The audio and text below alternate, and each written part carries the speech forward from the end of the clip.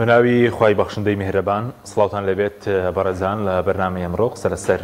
ئەوە دەکەین هەرێمی کوردستان لە بەردەم هەڵبژاردن و گۆڕانکاریدایە وا بڕیارە دوو مانگی تر هەڵبژاردنی خوری شەشەمی پەرلەمانی کوردستان بەڕێوە بچێت. لە بەرنامەی ئەمڕۆ قسە لەسەرەوە دەکەین ئەم هەڵبژاردنە تایبەتمەندی چییە و نەخشەی سیاسی هەرێمی کوردستان چی بەسەردەی و ئایا دەکرێت پەرلەمانێکی نوێ حکوومەتێکی نوێ سەرۆکایەتێکی هەرێمی نوێ لە هەرێمی کوردستان دروست ببێ و ئایا ئەم هەڵبژاردنەوە دەکات ئەگەر خەڵک زۆر بەشداری بکە کێشەی موچە خزمەتگوزاری دابەشکردنی دادپەروەرانی داهات بێتە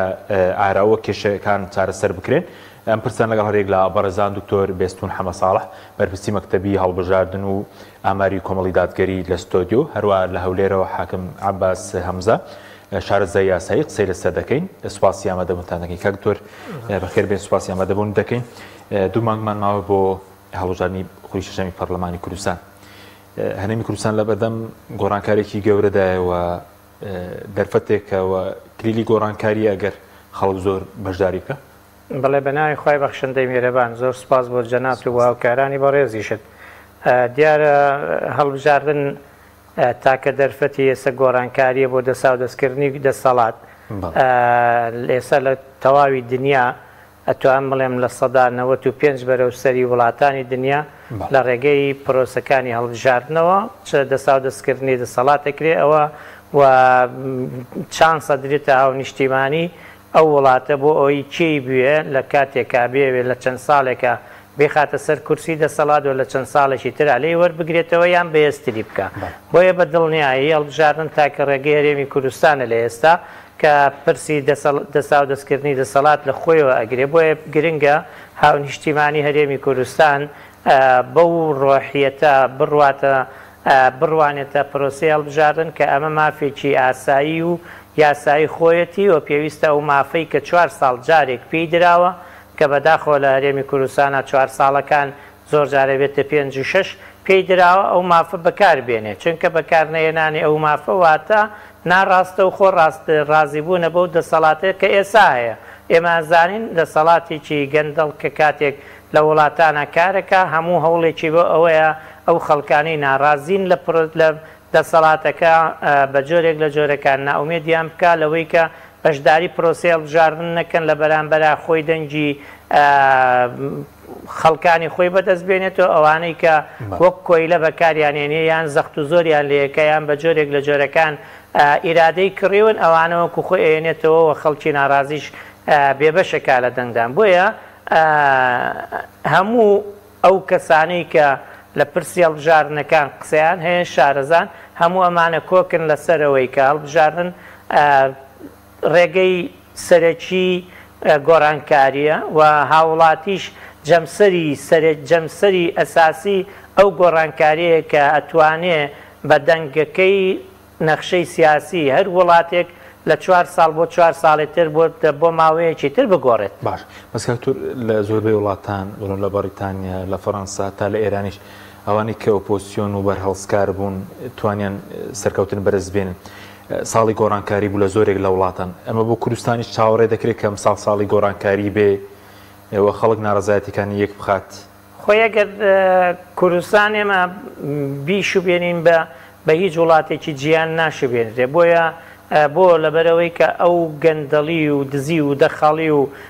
بێڕێزیکردن بە هاو نیشتیمانی و خواردنی سەروەت و سامان و هەموو ئەمانە پێمانەڵێ پێویستە ئەمانەی ئێستا دەسەڵاتیان دەستا بە هیچ جۆرێک کورسی دەسەڵات نبینەوە و پێویستە هاو نیشتیمانی بڕواتە سەر سندوقەکانی دەنگدان ڕۆژی دەنگدان و دەنگی خۆی بەکاربێنێ دژی ئەم دەسەڵاتە کە ئەم دەسەڵاتە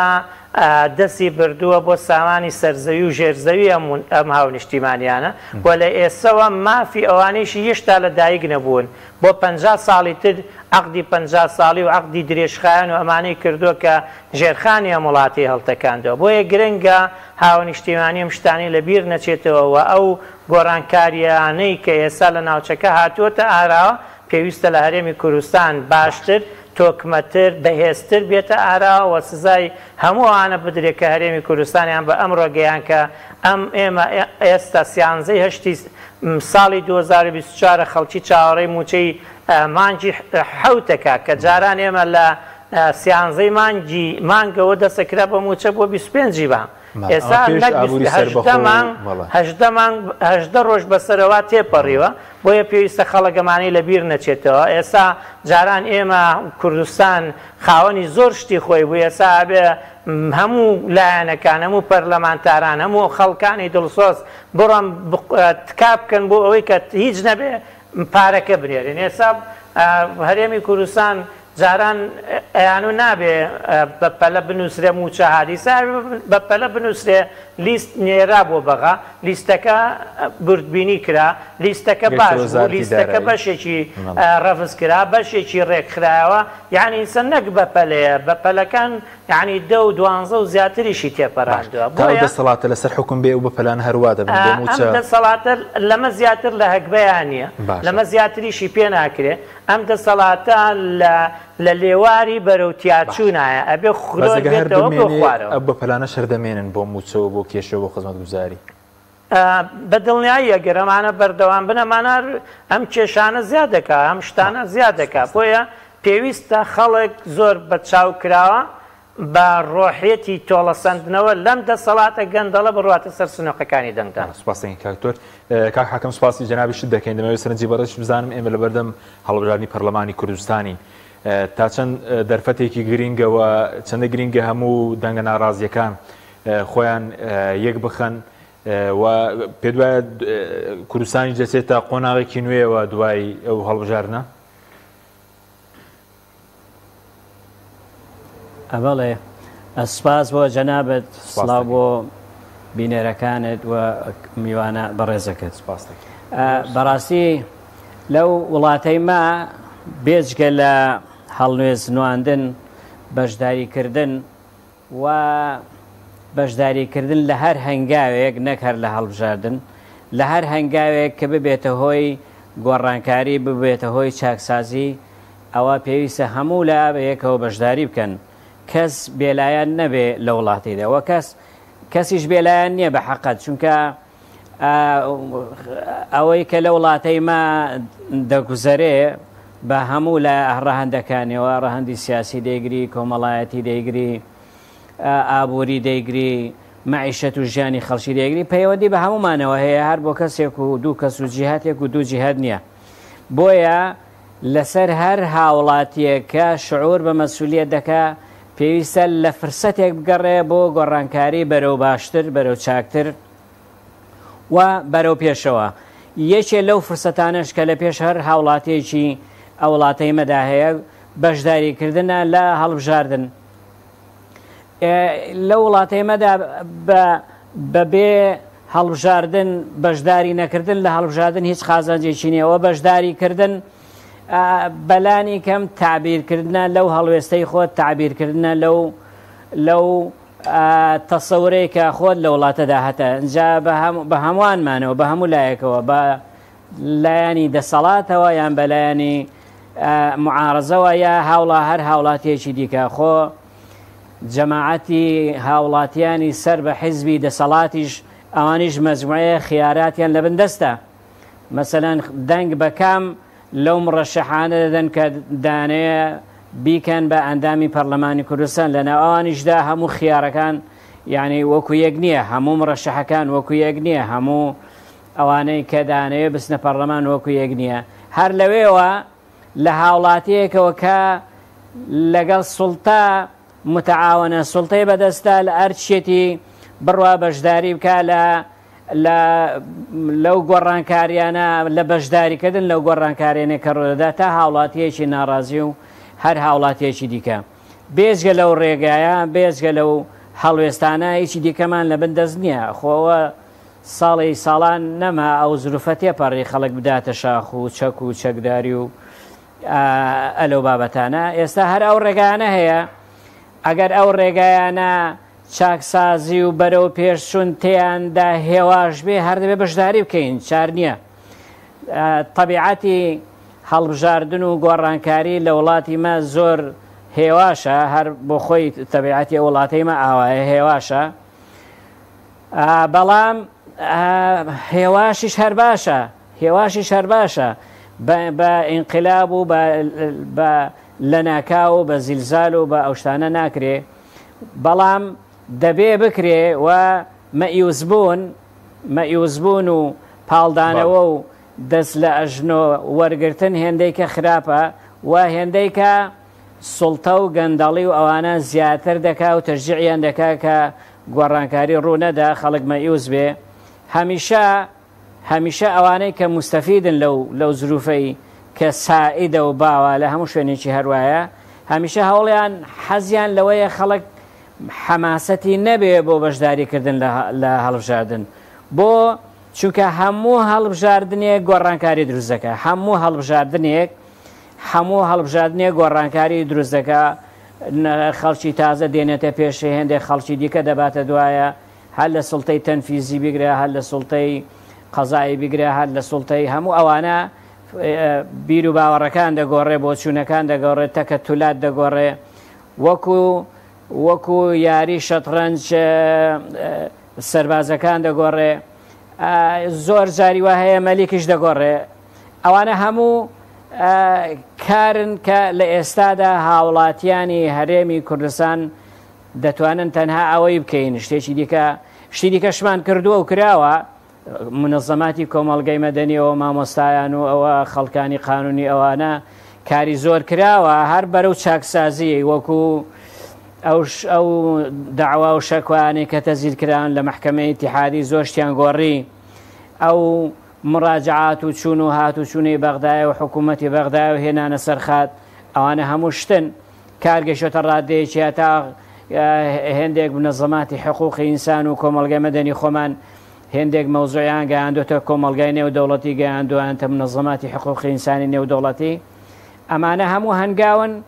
باشترین ئیش ئەوەیە باشتر ئەوەیە هەموو هاوڵاتیەکی هەرێم لەکوێ بەشداری پێ دەتوانێت بەشداری بیکە هەموو ئەوانە لە پێناوی پێشخستنی وڵاتەکەمانە نەک دوژمناتی کردنی یەکتریان یان هەر لایەنێکی دیکە هەمومان یان هەر مەبەستێکی دیکە هەمومان مکەلەفین باکو لە سوڵتەشدا نەبین هەمومان مکەلەفین لەوەی ئەگەر مۆمێکمان پێدا دەگیرسێت داگیرسێنین و ئەگەر بەردێکمان پێ لەسەر بەردێکی دادەنرێ ئەوە داینین و هەڵبژاردننی یەکێکە لەو مۆمانەی دەتوانین داگیرسێنین یەکێکە لەو هەڵوێسانەی دەتوانین پیشانی دەین مقاتعاکردن و بێلایەنیکردن و بێ ئومێدبوون شتێکی خراپە ئەوە کارێکی زۆریش خراپە هاوڵاتی ئومێد لە دەست بدا بە گۆڕانکاری ئومێد لە دەست بدا بە دام و دەستگاکانی وڵات بە تایبەت لە وڵاتەی ما کە گەندەڵی هەتا سەر ئێسخانمان ڕۆچوە لە هەموو شوێنێک زیاتر لە هەموو دنیا زیاتر پێویستیمان بۆ گۆڕانکاری هەیە بەلانی کەم پێویستیمان بە هەوڵ هەیە بۆ گۆڕانکاری بە هەوڵ بۆ گۆڕانکاری ئێمە هەموو ساڵانەی کورد شۆڕشی کردووە و خوێنی بەخشیوە و شەڕی کردو چی کردووە هەر بۆ گۆڕانکاری بووە و ئومێدیش ئەوەندە زۆر نەبووە ئێستا ئومێد زۆرترە و ئەوەندەش ئیشەکە زەحمەت نییە بە بە بەشداریکردن لە هەڵبژاردن و دیفاعکردن لە سەروەری یاسا و بە مراجعاکردنی ئەوانە بەڵێ سوپاس دەکەم دوای دێمە و خزمەت لەسەرەوەش پەرلەمانێکی نوێ حکوومەتێکی نوێ لەدایی دەبێگە خەڵک زۆر بەرداری بە خەڵکی ناڕاست دێمە و خزمەت کەکتۆر سەبارەت بە و ئامار و ڕاپرسیانەی کە لای ئێوە پێشبین دەکرێن جارە خەڵک زۆر بەشداری بکە گەرم و گوڕ بێت چونکە هەر ئامەرەکانی کۆمیسیۆنیش لە 176 خەڵک کارتی بایۆمەتری کردووە پێشبین دەکرێت ئەم جارە جیاوازتر بێت کاک حەکیم خۆی هێزی سیاسیە بێ هۆکار بێ بۆی کە ڕۆڵی هەبێ بۆی کە خەڵک بەشداری پرۆسی هەڵبژاردن بکە دیارە بانگەشەی پێشوەختەیە یعنی هێشتا بانگەشەی ڕسمی دەستی پێ نەکردو ئێستا ڕۆڵی هێزە سیاسیەکان ڕێکخراوەکانی کۆمەڵگەی مەدەنی بوونی کاندیدی جیاوازم و ئەمانە هۆکارێکن بۆ ئەوەی کە هانی خەڵکی بدەن بۆ بەشداریکردن سەرەڕای ناتەواویەکان کە ئێستا خەڵک هەمووی گرفتارە سەرەڕای ئەوەی کە خەڵک پێویستە بێت ئەمە وەک ماف سیر بکە وەک ئەرچێک سیر بکە نەگووە کۆی کە ینی لەبەر خاتریان بە زۆر و زۆر کاری بینێت بۆیە بەڵێ ئەمە واجبی هەموو هێزە سیاسیەکان هەموو ڕێکخراوەکانی کۆمەڵگەی مەدەنیە کە خەڵکی هۆشیار بکەنەوە واجبی کەناڵەکانی ڕاگەاندنە هەموو ئەو کەناڵانەیە کە بۆ نمونە دەنجیانەگاتە خەڵک کە خەڵک هان بدەن بۆ بەشداریکردنی پرۆسەی هەڵبژاردن چونکە ئێمە ئازانین تۆ نوێنەرێک کاتێک نوێنەرێک دەنجی پێنادەی هیچ چاوەڕێ ناتوانانی هیچ چاوەڕوانیەکرد لێ هەبێ و نوێنەرێک کاتێک تۆ بۆ نمونە بە باشی ئەزانیت و دەنجی پێنادەی دەرناچێ واتە تو هۆکار بووی بۆی کە دەرنەچێ بۆ نوێنەرێک باشە دوایی لە تۆ بۆ نمونە هێزێکی سیاسیت پێ باشە کە لە پەرلەمان بەرگری لە مافەکانت بکە ئەبێ و هێزە سیاسیە قورساییەکەی بەهێز بێ بۆی کە بتوانێت بەرگریکارێکی باش بێ بۆیە بەڕاستی بەشداریکردن لە هەموو هەڵبژارنێک بۆ هەڵبژارنێک جیاوازە و نابێ خەڵکی ئەمجارە گوێ بداتە پروپاگەندەکانی دەسەڵاتداران لە هەرێمی کوردستان گوێ بداتە ئەوەی کە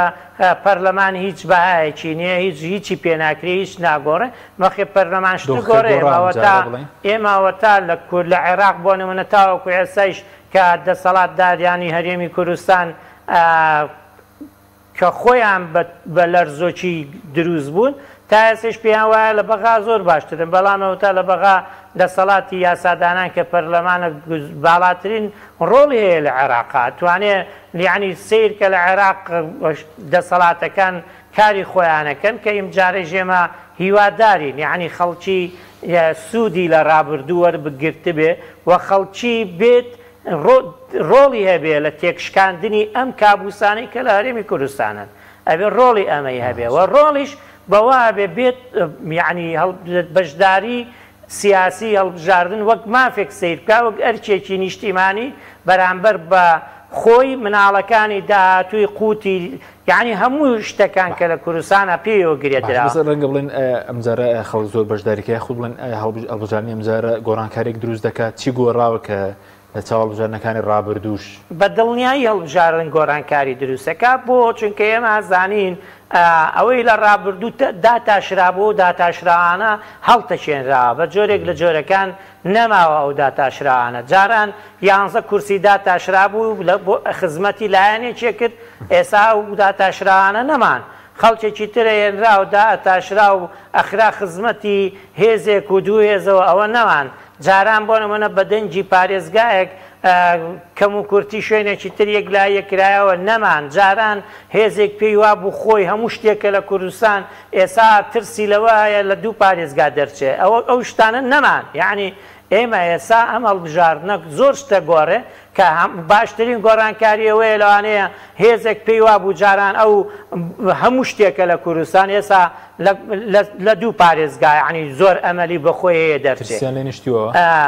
هەم بە دڵنیایی ئێستا یعنی بۆیە هەڵبژاردننی ئەم جارەوە هەڵبژاردنەکانی پێشویش ئێمە زین هەڵبژاردن بۆ هەڵبژاردن ئێمە چەند هەڵبژاردنێک کە سەرەتا کرا ئەم دوو هێزە بە تەنیا خۆیان بوون بەبێەوەی خەڵک ئاگادار نەبوو دوایی کەەوە پۆستێنی پەرلەمانی دروست بوو کە هەندێک هەنگاو نران خەڵک بەرچاوڕوون بوو هەندێک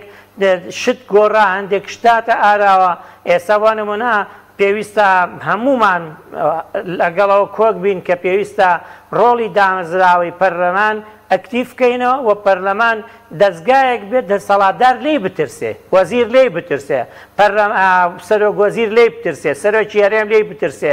بەڕێوەبەرێکی گشتی بترسێ ڕۆژێ لە ڕۆژان ملی ڕاپێکی ناو لێپرسینەوەکانی لیژنەکانی پەرلەمان و بخرێتە ناو کۆبوونەوەکانی پەرلەمان ئەبێ لێی بترسێ بۆیە ئەرچی هەمومانە ئەم ئەرکە بدەینەوە بە پەرلەمان و نابێ بێڵین پەرلەمان لە دەستەمۆیی هێزێک و دوێز لە کوردستان بمێنێتەوە ئەو کاتە ڕوودەدا کە خەڵکی دەرەوەی دەسەڵات ببنە زۆرینە ناو پەرلەمان بە دڵنیایی ئەو کاتێکەکەوانی منە ئێمە کاک حەکیم ئێسا کۆمەڵێک یاسا هەیە کۆمەڵێک خاڵ هەیە لە پەیڕەوی ناوخۆی پەرلەمانی کوردستانە بۆ نمونە پێویستی بە ڕێژە هەیە ڕێژەی 2 لەسەر 3 نیوە زایدێک ڕێژەی 3 لەسەر 4 کەمتر زیاتر ئەم ڕێژەیانە ئەگەر وە نمونە دەسەڵات خۆی توانی 2 لەسەر 3 کۆکاتەوە یان نیوە زایدێک کۆکاتەوە هەمیشە لە دژی ئەوانە بەکارێنێ کە نایارینی کەوانەوەنا ئێمە بینیومانە لە ڕابردوو زۆرینەیەکی ساختە نیوە زایدێکێکی ساختەی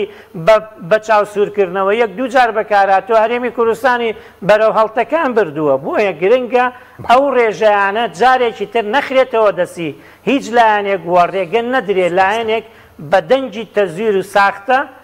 بگاتە هەوەی کە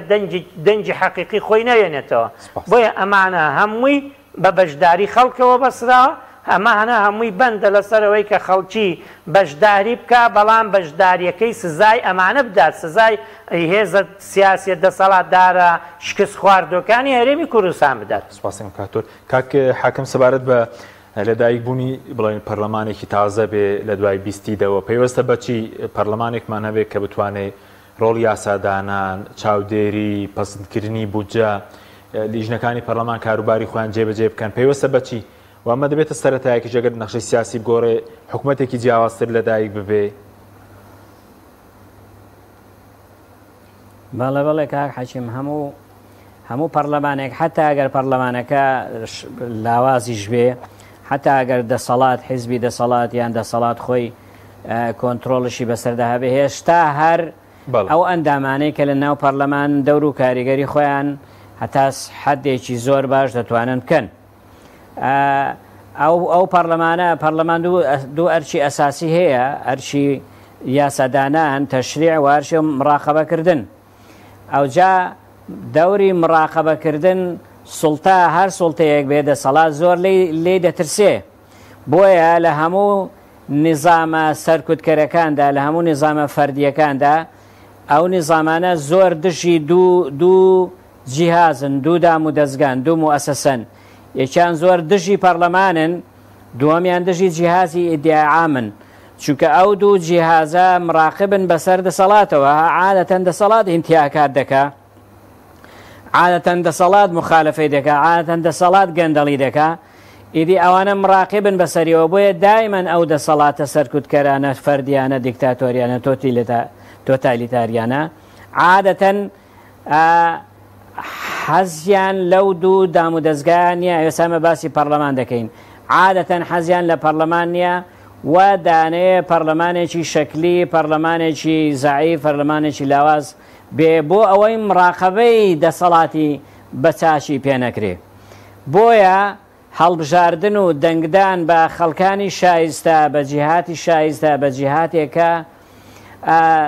پێیان وایە، هاوڵاتی پێی وایە دەتوانن باشتر لە جاران مراقەبەی هەڵسوکەوتەکانی دەسەڵات بکەنی و حکومەت بکەن. ئەوە ئەرچێکی زۆر باشە و ئەوانەشمان بینیوە هەرچەندە لەو ساڵانەی پێشولەت لەوەتی حکومەتی لەوەتی دەسەڵاتی هەرێم هەیە، هەمیشە ئیشی کردووە دەورە لە دوای دەورە دەور و کاریگەری پەرلەمانی کوردستان لاواز بکە، بەڵام لەگەڵ ئەوەشدا لەسەر ئەساسی فەردی مەجموعەیەک پەرلەمانتار ئیشی خۆیان زۆر بە جوانی کردووە و لە پەرلەمانی بەغدایە ئیشی خۆیان جوان کردووە، ئەوانەی ئێرەش ئیشی خۆیان زۆر بە جوانی کردووە. بەلانی کەم توانیویانە خەڵکی ئاگادار بکەنەوە لەو کار و گەندەڵی و دزی و مخالفە قانونیانەی کە لە وەڕاء الکەوالیس دەکرێت. ئێوەش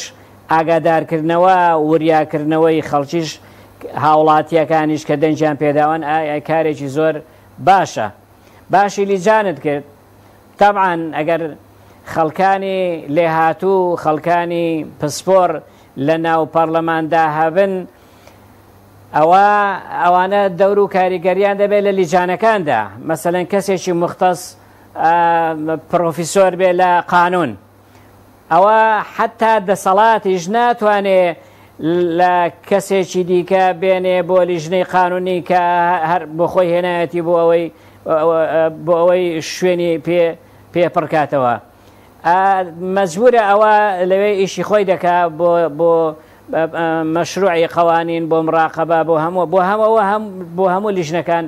بیگرە. بۆیە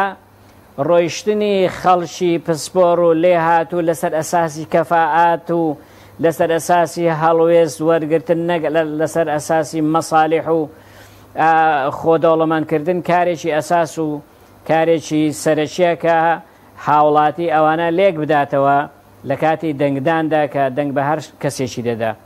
ئێمە خەڵکانی زۆر سەرکەوتومان بینیوە، کوردن، خەڵکی ئەوڵاتی خۆمانن لە بەغدایە و لە پەرلەمانی کوردستانیش کە هەریەکێکیان بۆ خۆیان ئێستاش و ئەو کاتیش کە پەرلەمانی کوردستان هەبوو هەریەکێکیان بێگری بۆ خۆی پەرلەمانێکە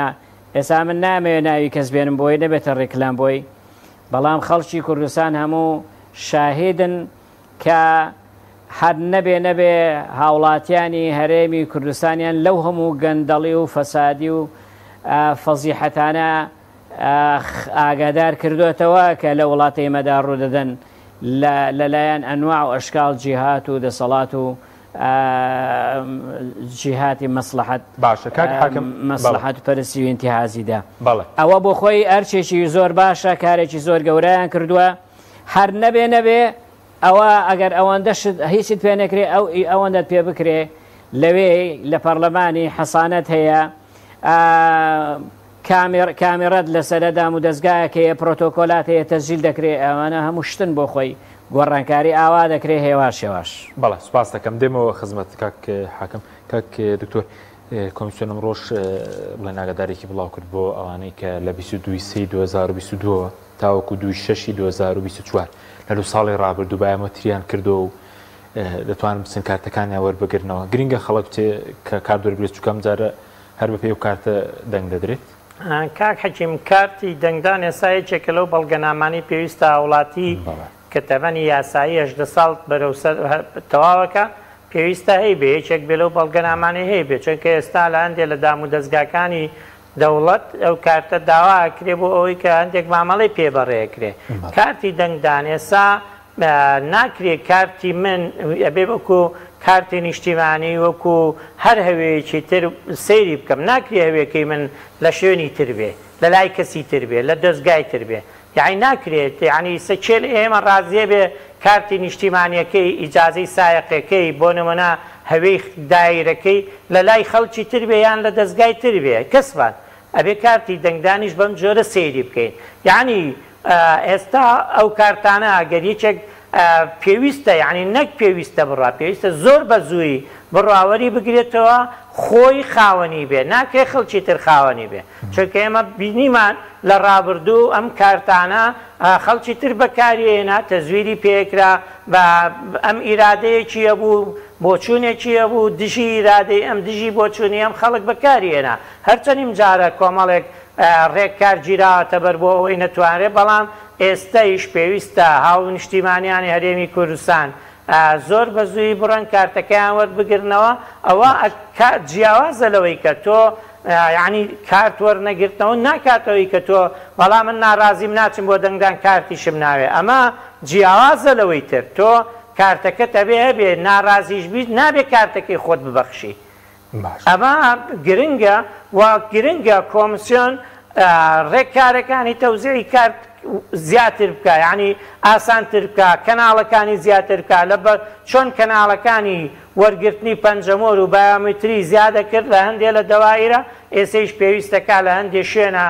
زیادی کە بۆ ئەوەی کە خەڵکی بە ئاسانی بڕوا کارتەکەی وەربگرێتەوە باشە بەس سەبارەت بە ئەگەر هەوڵی دەسەڵات هەیە لێسا بۆ ساردکردنەوەی خەڵک یاخود زۆرجار ئەوش دەوترێ هەمویان وەکو یەکن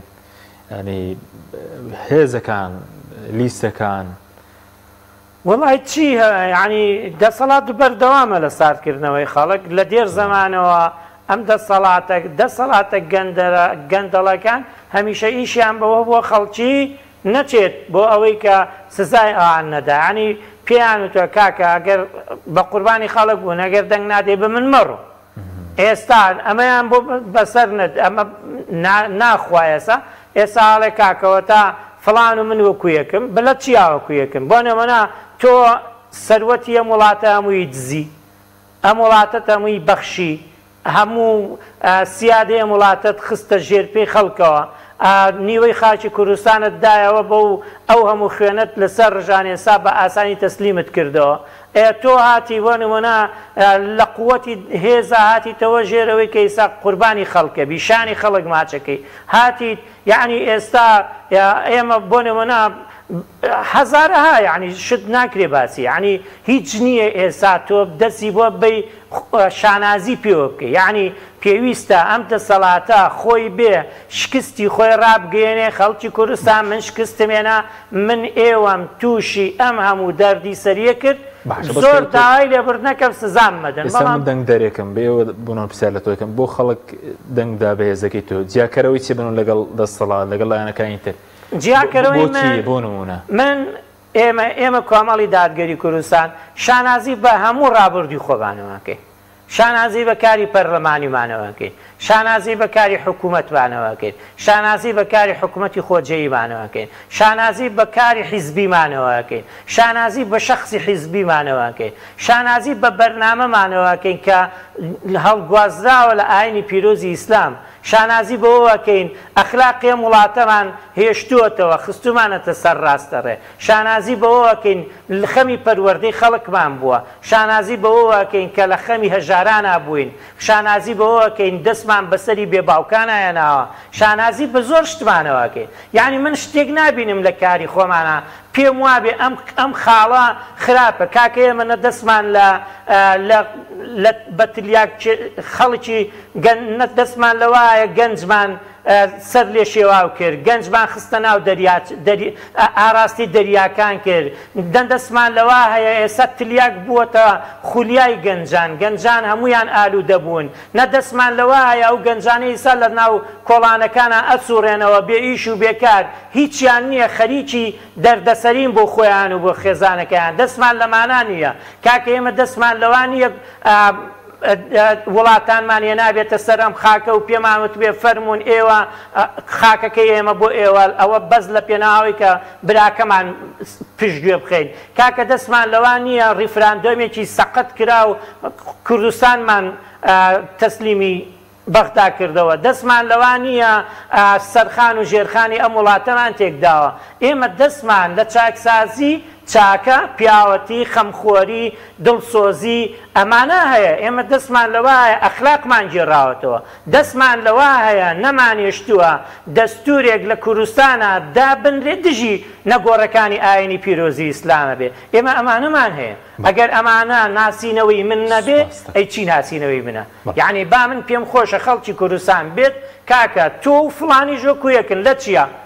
باش لەوەی کە پەرلەمانتاری من موچە وەرەگرێی ئەوی ژۆرێگرێ باشە، پەرلەمانتارەکانی ئێمە بەداتە با بێن بزانین چەندێک لە موچەکەیان بۆ خۆی بەکارێنەوە، چەندێکیشان خستووەتە خزمەتێک گشتیەوە. ئەی ئەوانی تر ئەوەی خۆیشیان بردووە هی تۆیشیان بردووە. سوپاس دەکەم دێمە خزمەت. کاک حاکم سەبارەت بە هەڵبژاردن و ڕۆڵی لە چارەسەری پرسی موچە بێ خزمەت گوزاری بێ چەندە ئەگەر گۆڕانکارێکی گەورە بکرێ موچە چاک بکرێت لەگەڵ بەغداد ئەو دەسەڵاتی کە دێتە سەر حکم، پەرلەمان بتوان ڕۆڵی خۆی ببینێت لە دانانی بودجەوە لە پرسی خزمەت گوزار سەرەتایەکان چارەسەر بکرێن. بەڵێ کاک حەچیم ئەگەر گۆڕانکارێکی جەزریشی پێ نەکرێ پەرلەمان و ئەندامانی پەرلەمان مجەڕەد محاوەلەکردن و هەوڵدان هەر کارێکی زۆر باشە و زۆر پێویستە و ئەوە ڕێگا ڕاستەکەی ڕێگا ئوسوڵیەکەیە. یعنی ئەسڵەن کاری پەرلەمانی هەرێمی کوردستانە بڕوا لە بەغدایە پرۆژە تەقدیمکە، پرۆژەی قەوانین تەقدیمکە لە مەسلحەتی هەرێمی کوردستان، چونکە بەشێکی زۆری ئەو مەسائلانە مەسائلی مشتەرەکن و مەرکەزین لە بەغداوە. ئەوە ئەرچی پەرلەمانی کوردستانە ئەگەر کە پەرلەمانێکی فاعل بێ و بەهێز بێ، ئەرچی پەرلەمانی کوردستانە بڕوا لەگەڵ پەرلەمانی بەغدایە قسە بکە و تەنسیق بکە، لەگەڵ حکوومەتی بەغدایە، لەگەڵ ڕئیسی حکوومەتی بەغدایە، لەگەڵ وەزارەتی مالی بەغدایە قسەی بکە و ئەو مەشاکلانەی کە هەڵوەسراوە لە بینی ئەو دوو دەسەڵاتەدا حەلیکە. بەڕاستی تەنها پەرلەمان نوێنەری ڕاستەقینەی خەڵکیە، نەکرد کەسێکی دیکە. ئاسا ئەو وەفدانەی کە دەچێت لەبەرەوەی وەفدی پەرلەمان نین و وەفدی بە حساب وەفدی حکوومەتن، نوێنەری هەموو خەڵکی ناکەن، نوێنەری تەنها ئەو حیزبەی دەکەن کە خۆیان ممەسیلی ئەو حیزبن، و نوێنەری حکوومەتێکی دەکەن کە ئەو حکوومەتە تا